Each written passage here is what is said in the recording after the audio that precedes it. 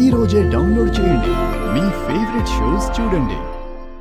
ఇదేంటి వర్కర్స్ ఎవరూ లేరు? ఒక్కరు కూడా ఉండకుండా ఉండడం ఏంటి?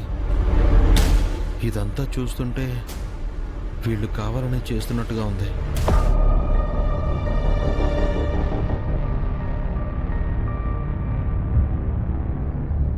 చూసినావా అబ్బి, మిల్లులో వర్కర్సు ఎవ్వరూ లేరు.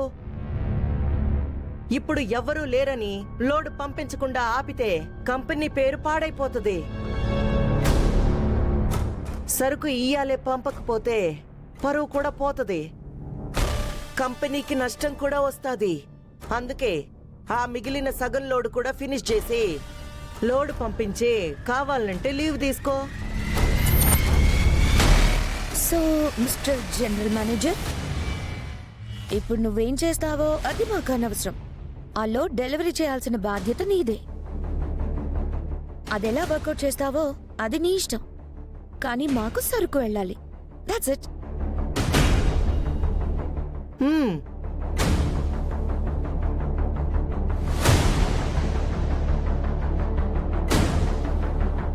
వెంకీ గారిని పెద్దమ్మ మ్యాగీ కావాలని లీవ్ ఇవ్వకుండా ఇలా ఇబ్బంది పెడుతున్నారు.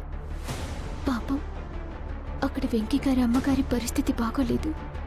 విద్యకి కూడా జ్వరం వచ్చింది అన్నారు. ఏం చేయాలి? ఎలా? ఇప్పుడు ఈ వర్క్ ఫినిష్ అయితే గానీ నేను ఇక్కడి నుంచి వెళ్ళడానికి లేదు. పనిచేసే వర్కర్స్ కూడా లేరు. ఈ పనంతా నేనే పూర్తి చేసి బయలుదేరాలి.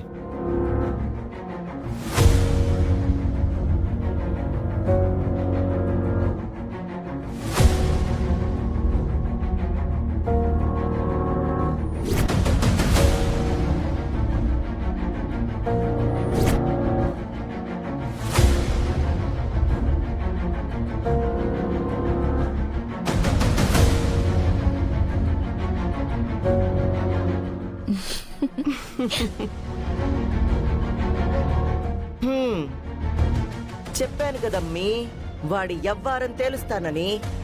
చూసినావుగా ఎట్టున్నాడో. పద.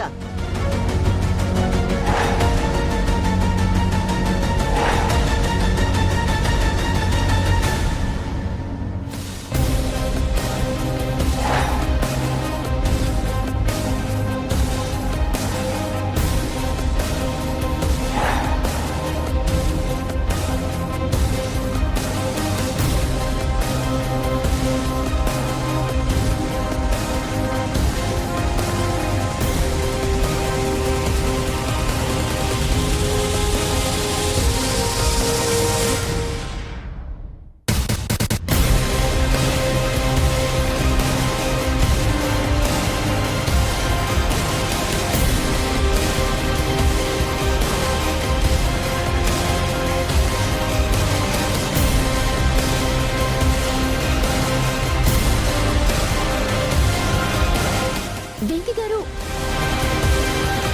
పద్దు గారు, ఏంటి ఇలా వచ్చారు? మీ పరిస్థితి చూస్తుంటే చాలా బాధగా ఉందండి. మీరు లీవ్ తీసుకుని వెళ్ళకూడదని మా పెద్దమ్మ మ్యాగీ కావాలనే మిమ్మల్ని ఫ్యాక్టరీ నుండి వెళ్లకుండా ఆపేశారండి. వెంకీ గారు, మీరేం టెన్షన్ పడకండి. ఇంట్లో మీ అమ్మగారికి విద్యకి తోడుగా వెళ్ళి నేనుంటాను. మీరు వెళ్ళి వాళ్ళని ఎలా అయితే చూసుకుంటారో నేను అలాగే చూసుకుంటాను. మీరేమీ ఇబ్బంది పడకండి. పద్దు గారు, మీరు వెళ్ళడం ఏంటండి? అయినా మీకెందుకు ఈ శ్రమ? ఇందులో శ్రమే ఉందండి. ఒకరికి కష్టం వచ్చినప్పుడు మరొకరు స్పందిస్తేనే కదండి మనిషికి విలువ. మీరు నా జీవితమే కాపాడారు. అలాంటి మీకోసం నేను ఏమాత్రం కూడా చేయకపోతే ఎలా చెప్పండి? మీరు మా ఇంటికి వెళ్ళడం వల్ల మీ ఇంట్లో మీకు సమస్యలు వస్తాయండి. అది నాకు ఇష్టం లేదు. అవేవి నా దృష్టిలో సమస్యలే కాదండి. నేనసలు పట్టించుకోను. కానీ ఇప్పుడు మీరున్న పరిస్థితే నా ఎదురుగా ఉన్న సమస్య. అది తీర్చడం నా బాధ్యత, అంతే. నేను వెళ్ళొస్తానండి. మీరిక్కడే ధైర్యంగా ఉండండి. పద్దు గారు, నేను చెప్పేది వినండి. వద్దు, అనవసరంగా లేనిపోని సమస్యలు వస్తాయి. మీరు వెళ్ళడం నాకు ఇష్టం లేదు. మీరేం చెప్పినా నేను వినను. ఇప్పుడే నేను వెళ్తున్నాను అంతే. పదుగారు నేను చెప్పేది వినండి.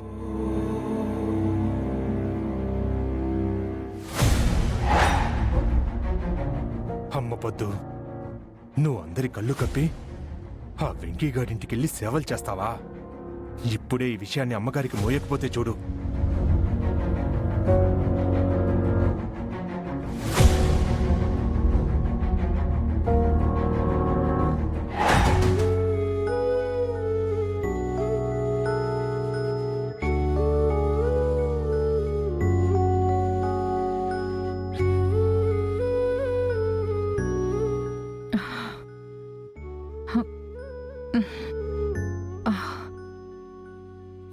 అమ్మా విద్యా, విద్యా, విద్యా,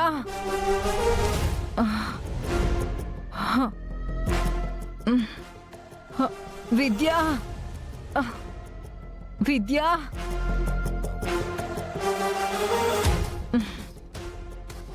విద్యా,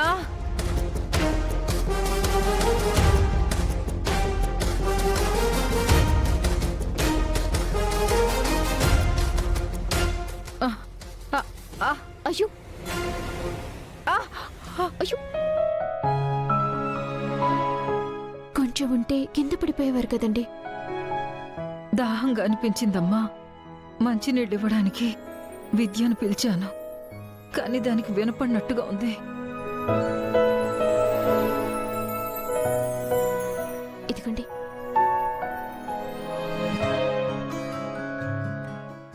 ఇంకొంచెం తాగండి.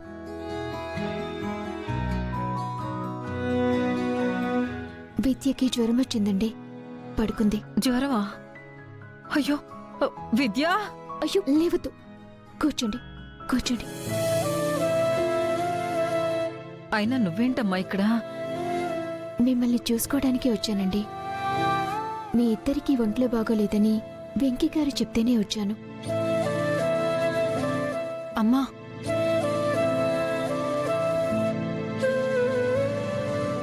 ఏంటమ్మా పిలిచావు? విద్యా, ఏంటమ్మా నీకు జ్వరం వచ్చిందా? అవునమ్మా, రాత్రంతా జ్వరంతోనే ఉన్నాను. అయ్యో, వెంకి ఒక్క మాట అయినా చెప్పలేదు? మీ పరిస్థితి ఎలా ఉంటే ఇంక విద్యకి జ్వరం వచ్చిందని మాత్రం ఎలా చెప్తారండి? అది సరేనమ్మా. ఎంతసేపైనా వెంకి ఎక్కడ కనిపించట్లేదు. ఇంట్లో లేడావాడు? లేడండి, కంపెనీకి వెళ్ళాడు. అన్నయ్య ఈ రోజు నుంచి కొత్త ఉద్యోగంలో జాయిన్ అయ్యాడమ్మా. కొత్త ఉద్యోగమా?